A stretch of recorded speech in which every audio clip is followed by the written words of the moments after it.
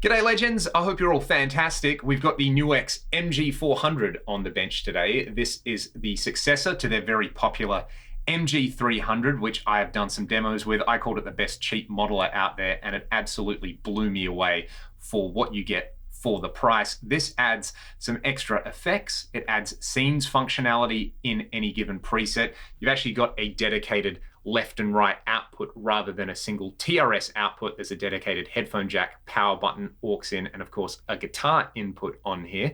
What I'm going to do with this is just dial in some tones with this particular unit. There's some really lovely modulation and time-based effects in here, and the ability to load up 12 of your own IRs is a big improvement over the 300. I think you could do one on the 300. So I'm going to stick to some of my own IRs. If you want to grab those, they are linked in the video description. I'm going to use some of my favorite guitars. I'll just dial in some filthy tones. Let's go. I'm going to use the quick tone editor to showcase 5 presets that I've dialed in using the MG-400. Everything you're going to hear is just the guitar into the MG-400. I'm taking the stereo outs into my interface and recording them in Pro Tools with no post-processing. The first preset I've designed around the neck pickup of my Strat. I'm using the deluxe reverb model with one of my own cabinet IRs. You can load up to 12 custom IRs. I'm just using good old LT TV Mix 7. If you want this one, it's available for free. Just check the video description. There's a little bit of this plate style reverb on there with the decay and level quite low. There's 3 scenes in here as well. The scenes implementation is a really nice feature that I think kind of distinguishes this unit from the MG-300. The MG-300, of course, only had the single output. You've got proper stereo outs on this, and the scenes on there kind of make it giggable, which is nice. But this is the core tone.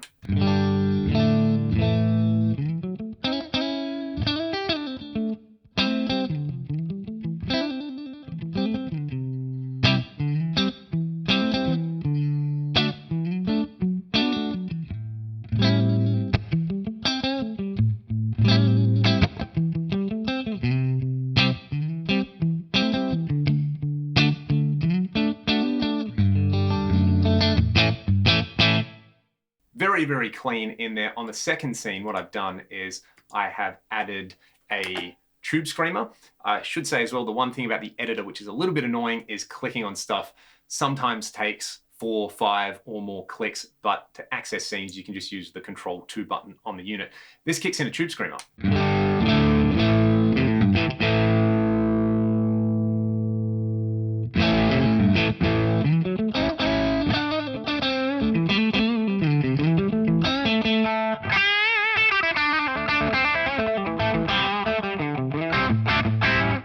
Just a little bit of grit on there, and then the third scene adds a little bit of this tape style echo on here.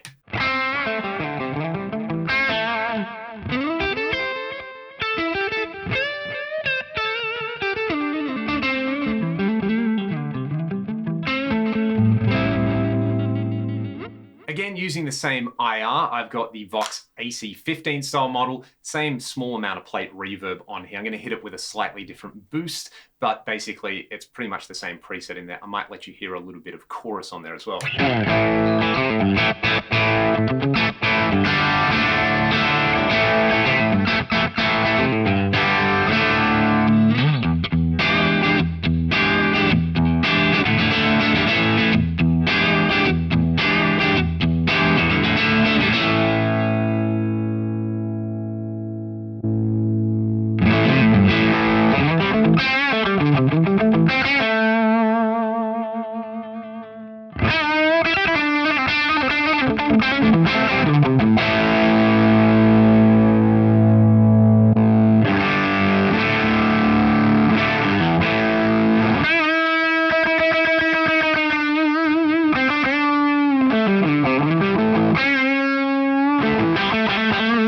That is so greasy. And then the CE1 style chorus I really like with this particular amp.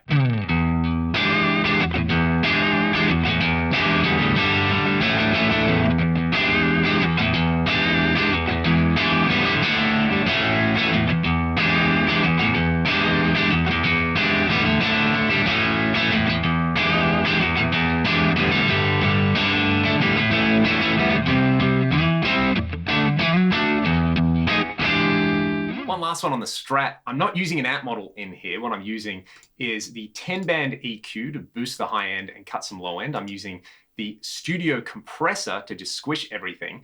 There's this TC SCF style chorus in here. You can actually use the pitch modulator or flanger mode in there. And then a bit of hall reverb on there for like a Rockman style thing. Little tip of the hat to the original affordable guitar tone generator.